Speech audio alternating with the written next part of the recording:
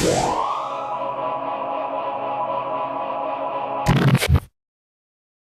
everyone, and welcome to today's webinar, Science Literacy in the Digital Age, Navigating Informational Text and Online Resources.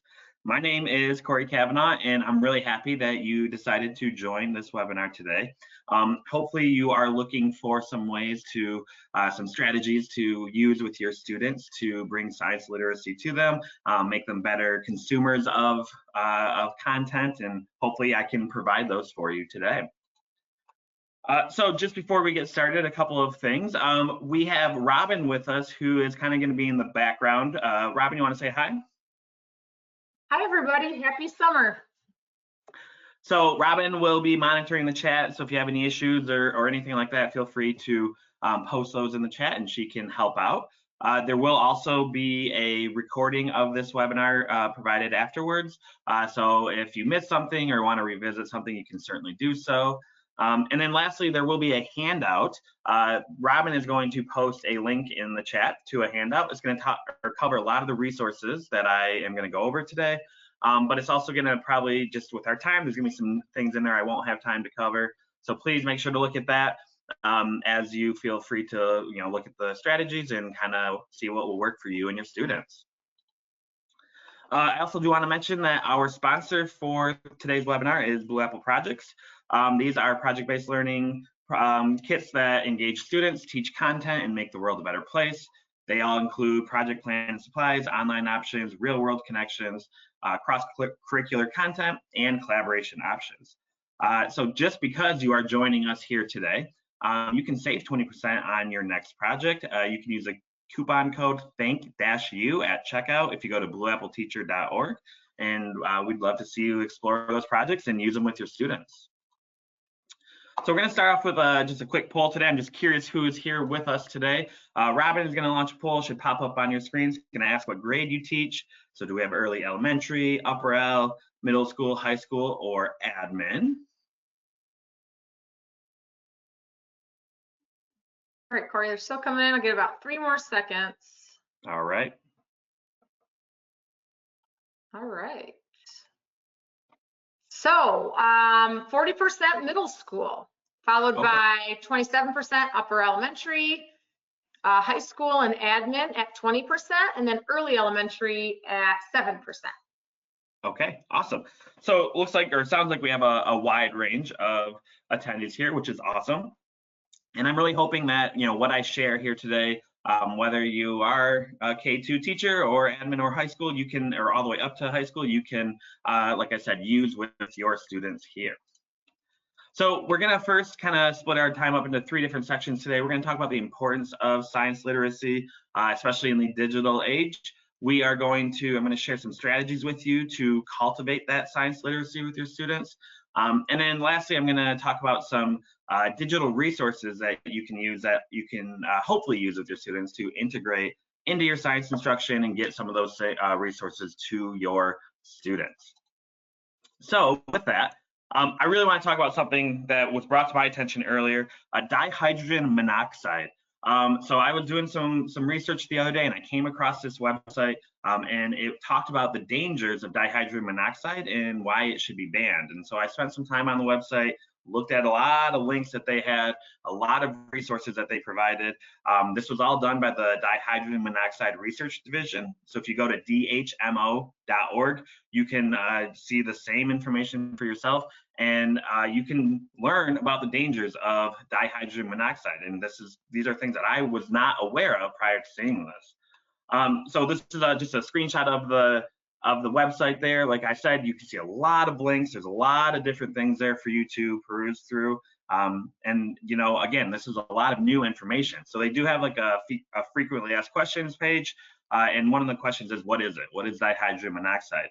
And essentially it's a colorless and odorless chemical compound. It goes by a lot of names. It is known to, or it's shown to mutate potentially DNA, denature proteins, disrupt cell membranes, and chemically alter critical neurotransmitters. And it is also a part of a lot of highly caustic or explosive chemicals like sulfuric acid. So it's really dangerous. It's really dangerous. And the aim of this website is to ban dihydrogen monoxide. So some of those dangers include, but there were a lot more listed. I just put some of the bullet points here. Death due to inhalation of DHMO, prolonged exposure to solid DHMO can cause severe tissue damage. It's a major component of acid rain. It contributes to soil erosion. Contamination of electrical systems often causes short circuits. And it's also associated with killer cyclones in the US, or in the Midwest, and in the hurricanes in the southeastern United States. Now, this might be something that you think you don't come across a lot, but it's really everywhere in daily life. So it is used in things like industrial solvents and coolants. Elite athletes use it to improve performance. So the Olympics are coming up here in just a little bit. Some of those athletes will be using dihydrogen monoxide to help improve their performance. Daycare centers, they use it for sanitary purposes. Animal research laboratories. This one really surprised me. A preservative in grocery store fresh produce sections. It's everywhere. It's everywhere. And so we really do need to ban this chemical because it can be very harmful. So everything I just said to you, right? I want you to imagine DHMO. This is a real thing. This is something that we all encounter in our everyday lives, but we know it to be water, right? We know it to be H2O. But the way that I present that information, the way that I consume that information, or you consume that information, could lead you to think that DHMO is this really harmful product. It's really horrible for people to consume, and we need to get it out of here. So this is something that our students, we want to make sure that they're able to critically evaluate information that they come across. We want to make sure that they don't think they see this DHMO like, oh man, it's horrible. We got to get this out. It's everywhere. We don't want them to have these false premises, these false beliefs about, in this case, water, right? So I'm hoping to share some ways to get to a point where your students come across something like DHMO, they're able to evaluate it, they're able to understand that it's really not quite as bad as maybe some people or like this website makes it seem.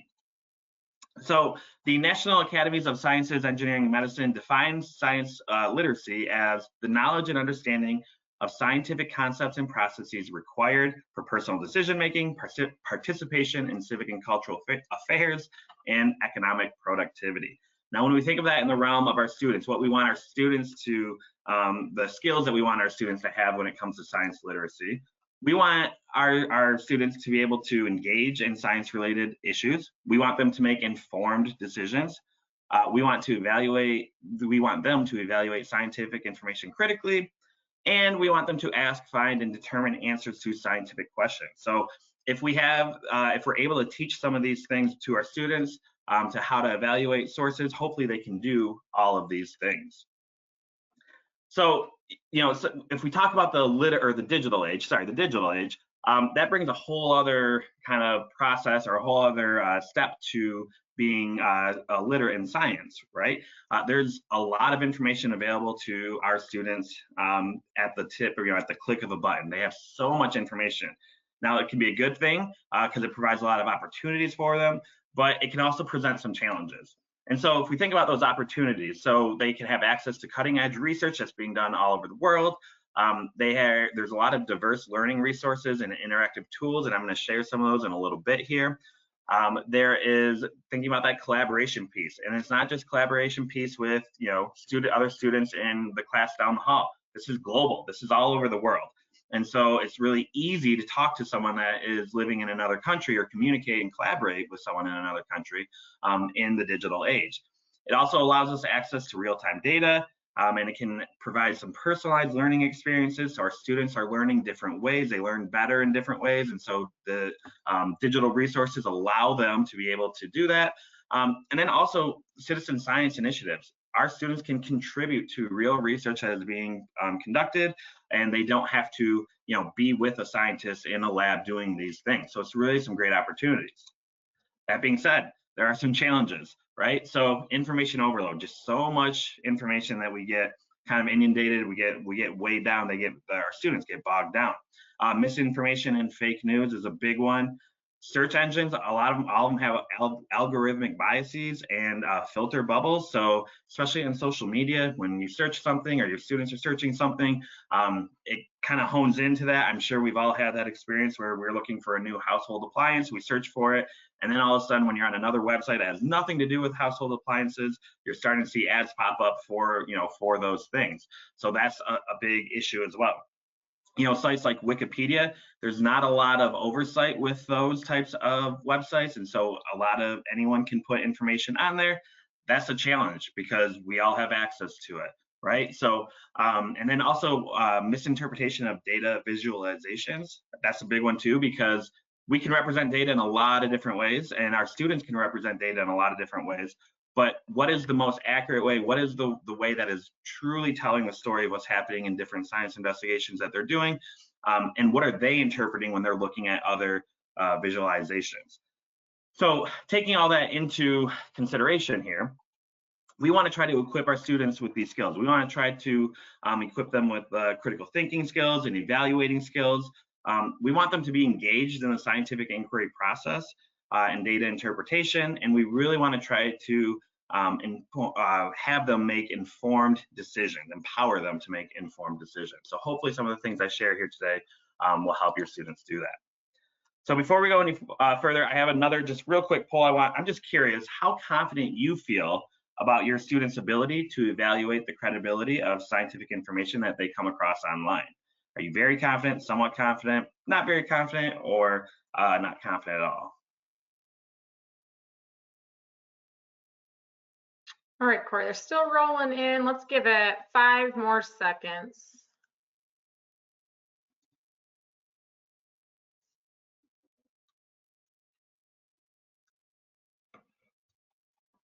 All right.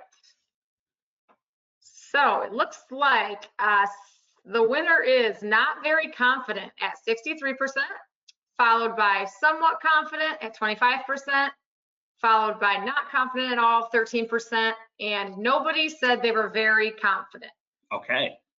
Well, I mean, that's not perfect for our students. It's perfect for this webinar. So hopefully, that's part of the reason why you joined this webinar. But yeah, our students, we don't feel very confident in their abilities to understand the credibility of scientific information that they found or that they find online, and to even necessarily create their own representation that accurately represents what happened in an investigation.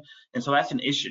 And to kind of, nail this idea home here, when we think about science literacy in the digital age. So research was recently published, well, this is back in 2016, but it talked about, this was just not students, just in general, the general population. When you see an article online that you want to share, do you read the article prior to sharing that article, or do you just share it after reading the title? And they found 60% of people do not read the article before they share it on social media. And so again, this underscores the importance of what we do with our students, because they are, a lot of them are on social media. They are going to be consumers of this knowledge outside after they leave school. And so the science literacy piece is super critical. So we are going to jump into some strategies that I have that hopefully you can use with your students to cultivate that literacy, that science literacy, and hopefully there's something here that you can use. So when we think about the criteria for evaluation of a source, right, we want to kind of focus on 3 main ideas. So credibility, accuracy, and then that bias piece. And so to do that, one of the ways that I have my students do that is using the CRAP strategy. So is it CRAP? So CRAP stands for currency, relevance, authority, accuracy, and purpose.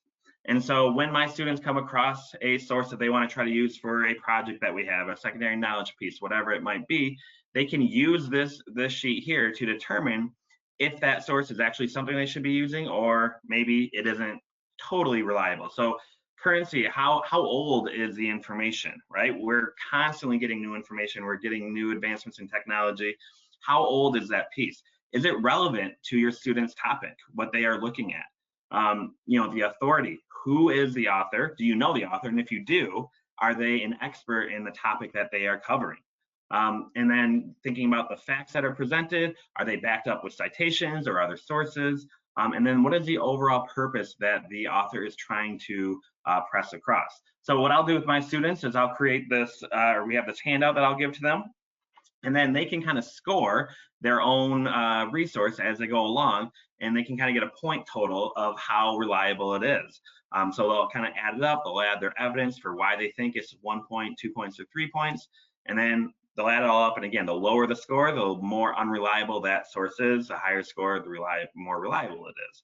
So this is a really great way for them to look at their data or their source and to understand if it's a great one or not.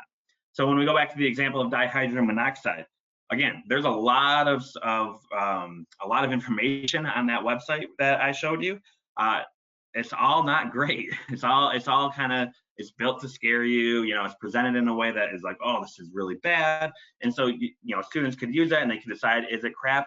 It is crap. Dihydrogen monoxide is not something, of course, that we want banned because we know better. But it's a good way, a good source to practice with your students as well, to you know, have fun with it in a way to prepare them for future research that they're going to do.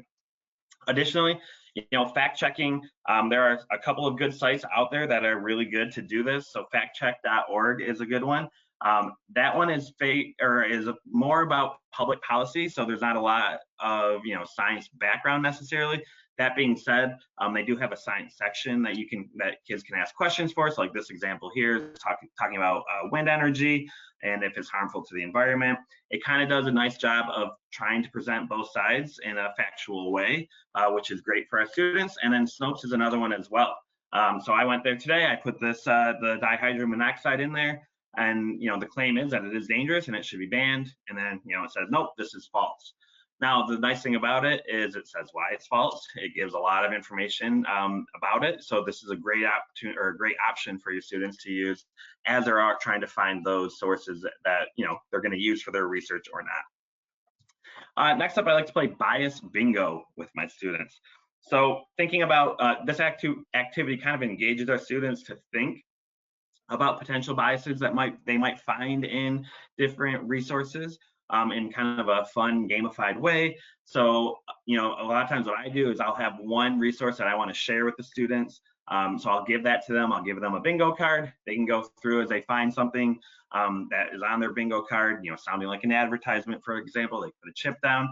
They get 5 in a row. They get bingo. So they win. But then we talk about, well, you got 5 in a row. Does that mean that this source is maybe not the best for us to use for our purposes here today?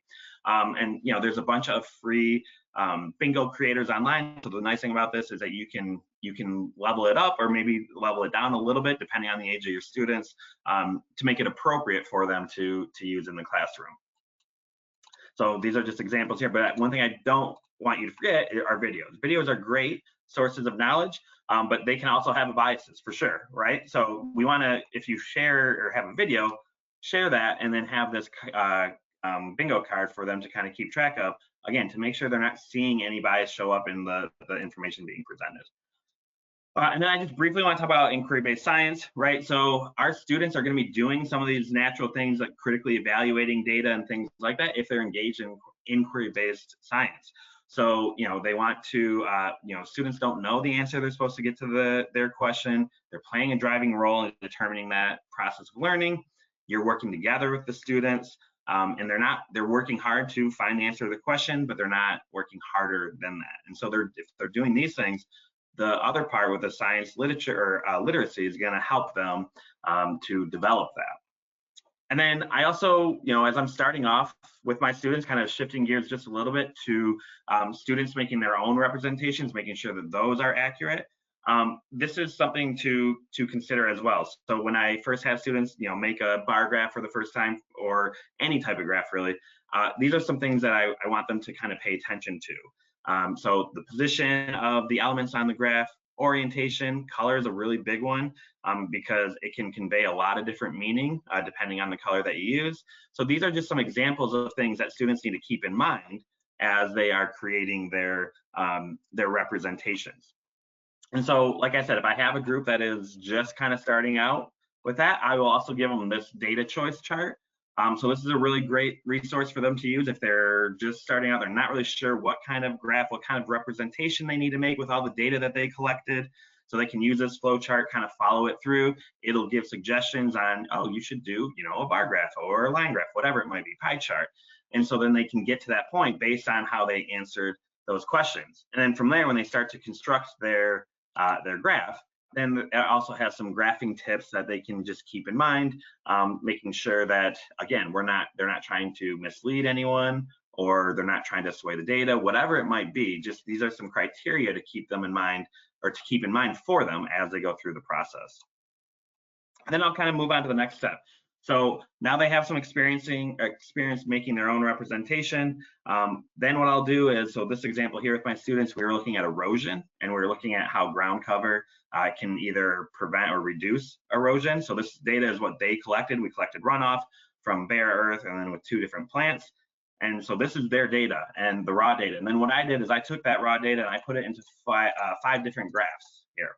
And I gave these graphs to them, and I asked them to, if it answered the question of how these plants prevent erosion and what was confusing about them, what did they like. So they're critically evaluating the data or the representation that they see, and they're able to find these you know, the things that work and maybe the things that are a little bit misleading.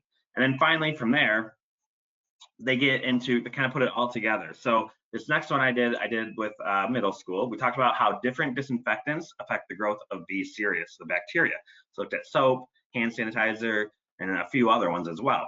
And so then they created their own representations. And what I did is I took all those representations and we put them together, and I had them rank them again to best to least. Now, these are things that they created, so keeping that in mind, we don't want any hurt feelings, but we also talk about how well does this graph work to answer the question, and maybe what could be improved, right? So they're able to look at all of these differences, they're able to compare them side by side, and again, they're going through that critical evaluation process that will help them be successful down the line. So now I want to talk about some of those digital resources that maybe you can use to help you facilitate some of this data representation, to help your students find some sources that you know, that they might want to research, and hopefully make your life a little bit easier as well as the teacher. So these are a couple or 3 different visualization tools. They are really, they kind of are good at different things. So depending on the needs of your students and their comfort level, they might work. But like Infogram and Canva, for example, they are really great tools for creative data analysis. You can still do bar graphs and things like that. They are really a great option to use with your students. They're really easy to use, which I like about that. Looker Studio is a little bit higher end. It's a Google product or part of the Google suite. But the nice thing about the Looker Studio, so this is an example here. This is a 50-year flood dashboard. It's interactive. And it gives directions on how to use it, but it's looking at flooding in the United States over a 50-year period. And so you can actually select the year, different years, you can select the different regions of the United States, and it'll populate that bar graph in real time. So it's a really cool way to kind of get access to that data over time, or to have the kids look at different years and things like that. But again, Looker Studio is a little bit higher end, but it is still a very powerful tool. And then also don't forget simulation tools. Depending on where you're at in your classroom and what you do for science, it can be a challenge to do some of those investigations to collect that data, right? And so these 2, for example, FET simulations and Khan Academy, they have a ton of simulations that really help to get ideas across with data collection, how to analyze data. It's like with FET, there's going to be something for everyone. They have a ton of simulations. I really like that, it's interactive, where they're doing something on the computer in the digital world, but then off to the side, it's actively collecting the data, it's putting it into a graph, and then the students can actually manipulate that graph after they're done collecting their data to represent that data how they want to. So that's a really great one. And then Khan Academy doesn't have quite as many simulations, but the thing I like about Khan Academy is that it has kind of a note-taking part of it, so they can create a data representation, but then they can make notes in the in the margins or off to the side that really allow them to learn more about that, or to talk more about that graph. And then let's talk about digital libraries. Like I said, there's so much information out there. It can be hard for our students, it can be hard for us as adults to know where to look, to know what sources I'm providing my students. Is it something that's really a good source for them, right? So just a couple of them. Google Scholar, you are probably familiar with, but it's scholarly journals that students can search through. The National Science Digital Library, that is something that is specifically aimed towards educators and students, so having STEM material provided for students and research. NASA has a ton of research. And the nice thing about NASA, that the other ones have a little bit, but NASA has, whether it's space science or science, right? You're talking, they have a lot of imagery available, which is really cool for the students to go through. And then don't forget videos, right? Videos are still a really great option. So TED Ed is a great YouTube channel. They have a lot of educational materials across a wide range of topics. Same with Crash Course. Crash Course is a little bit more for the younger students, I would say. It's a little bit more, they have more graphics and things like that, but they're both really great options to use with your students. And then finally, I just want to talk about management tools. So however you're going to have your students go through a research project, a science research project, depending on what you do, they're going to collect a lot of information throughout the project. What are they going to do with all that? Where are they going to put all that? Where are they going to store all that? Or where they're going to say, oh, Mr. Corey, where is all this stuff, right? How do we manage that to easily give to them, right? So these are just a few options. There's a lot out there. Diigo is one that I really like because it allows you to bookmark pages, and then you can highlight things on that page. You can save those highlights. You can then put Post-it notes on there to, comment about things, and then come back to later. So it's an extension essentially on your browser. That's a really great option. Evernote is more note-taking, traditional note-taking. You can copy web pages into Evernote, but I really like the drawing ability, and it kind of, you're writing notes. It's a really great option to keep track of things as your students are going through. And then last one is Padlet. So I really like Padlet for a couple of reasons. It's a really great tool to collaborate with your whole class. But what we like to do with it a lot of times is we'll just put a bunch of resources on there. So if we're starting a research project, students are gonna start looking at different sources. So we will create this Padlet for them. So this example here, this is our disaster detectives cohort, and they were researching natural disasters, just getting into it. And so we had a column for earthquakes, volcanoes, tsunamis, wildfires, blizzards. And then we put those resources on there, and now your students, they're going to have all that right there. They can click through the ones that are appropriate for them and the disaster that they're looking at.